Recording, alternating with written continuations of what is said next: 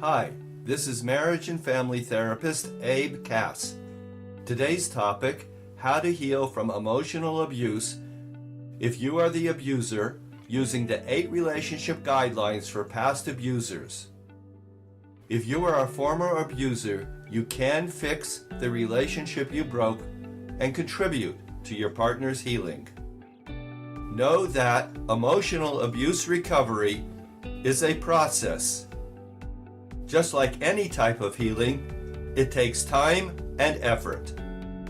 Don't rush it. At this point in time, you may be feeling ashamed of yourself, fearful about the future, and not sure how to undo the mess you have created. Perhaps your partner is threatening to leave you or has already left, and you want to get him or her back.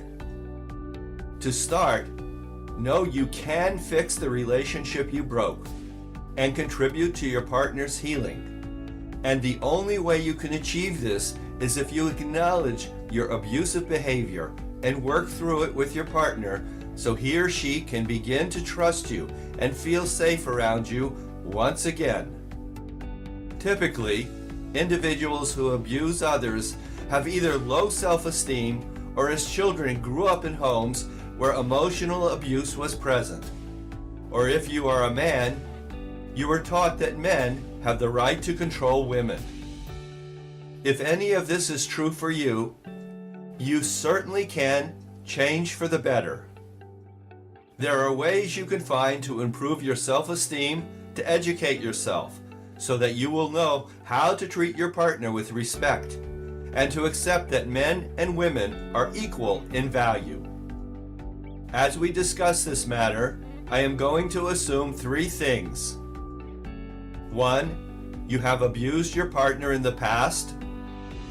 2, you are a good person, but you never learned the how and why to treat your partner with respect. And 3, you seriously want to change for the better. If these 3 points apply to you, then the following 8 relationship guidelines will help you clean up the relationship mess you have made and reduce the likelihood that your abusive behavior will return in the future. 1. Education. Unless you know what emotional abuse is, it will be impossible to stop this bad behavior. Thus, your first task is to learn what in fact is emotional abuse. When you know what emotional abuse is, only then can you stop it. For example, sustained anger, ignoring, name-calling, threats, curses, and more are all examples of emotional abuse. Not all relationship fighting is abuse. You need to learn what abuse is and what is not. 2. Responsibility. An essential component of emotional abuse recovery is taking responsibility for the abuse you have perpetrated upon your partner.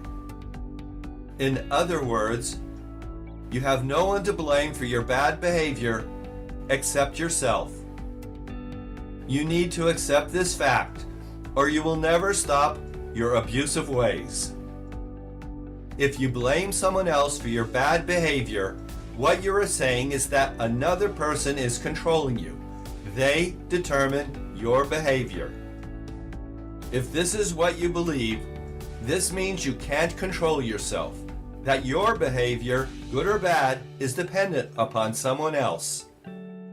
If so, how then can you ever stop future abuse? Obviously, this is an unacceptable position, and you will fail in your efforts to stop abuse in the future and heal yourself and your partner from the past abuse. Verbalize to your partner, the victim of your abuse, that what you did was hurtful and wrong, that you are at fault and no one else, and you will make every effort to make sure it does not happen again. This is what it means to take responsibility for your past bad behavior. 3. Humility. Recovering from emotional abuse requires humility. You need to listen and understand how your abuse devastated your partner. When humble, you can be empathetic, understand your partner's pain, and have the possibility to reconnect as a couple.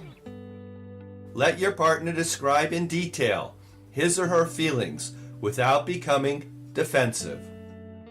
Don't explain yourself, justify what you have done, point out inconsistencies or hypocrisies regarding your partner's point of view and feelings. In fact, unless you are asked, don't give your opinion at all. Just listen, listen, listen. Number 4, be patient. Healing from injuries, be they physical or emotional, have their own timeline. You need to let your partner decide when and how the work on recovering from emotional abuse is to happen. He or she may get over the injuries quickly, or it may take a long time. You should be prepared for either and adjust appropriately. Willingly hang in there as long as it takes. Let your partner decide when to close the book on the abuse. Number 5, self-examination. Examine yourself to learn the sources of your abusive behavior. Knowing why you have behaved abusively in the past will help you understand your feelings and will help you take appropriate steps to make sure your bad behavior does not return in the future.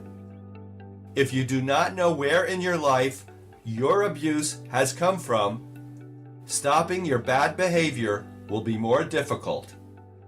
Like leaking water, if you don't know the source of the leak, how then can you stop it? Ask yourself the question, why have I abused my partner? Make sure you answer this question. This is an essential part of the healing process. Number 6, feedback. Ask your partner to help you monitor your behavior and to let you know if and when your behavior feels controlling, intimidating, and unreasonable. Be calm and appreciative when your partner gives you feedback, letting you know that he or she is uncomfortable with your behavior. This feedback must be used to refine your behavior, making it more loving, kind, and respectful.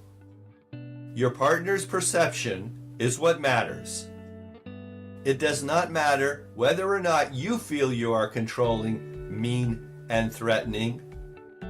It is how your partner experiences you that matters. Perception is everything. If your partner says that your behavior is bad, accept his or her words and improve yourself. Number 7, forgiveness. After you have spent some time working on taking responsibility for having abused your partner, and you have shown remorse and committed to not letting abuse happen in the future, you can then ask your partner to forgive you. Should your partner be gracious and forgive, be grateful. If you are not forgiven, humbly accept your fate without protest. You can always ask again for forgiveness at another time. Forgiveness cannot be forced.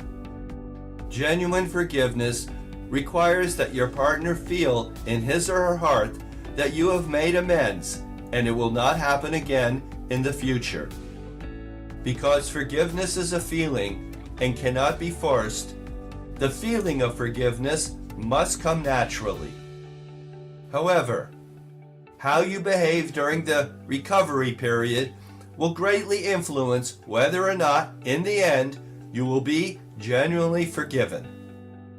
Follow carefully the 8 relationship guidelines for past abusers, and you increase the likelihood that your partner will eventually forgive you. Number 8, grateful. Be grateful the victim of your emotional abuse is giving you a second chance. He or she is not obligated to do so. And when he or she does give you a second chance, be grateful and know that a terrible fate for you and your family has been avoided. Verbalize your gratitude. Your partner needs to hear, with his or her ears, your sincere feelings of regret for the hurt you have caused and your appreciation that you have been given an opportunity to correct the bad behavior you have had in the past. Emotional abuse is a deadly relationship disease. Many families are torn apart because of emotional abuse. Unlike many serious medical conditions, emotional abuse can be cured. However, it is up to you. You are the relationship doctor. Use these 8 relationship guidelines for past abusers as a map to heal yourself and everyone injured by your past abuse. Be a marriage builder. Fix past mistakes and make for yourself and your loved ones a healthy relationship future. Good luck. Contact me if you need professional assistance.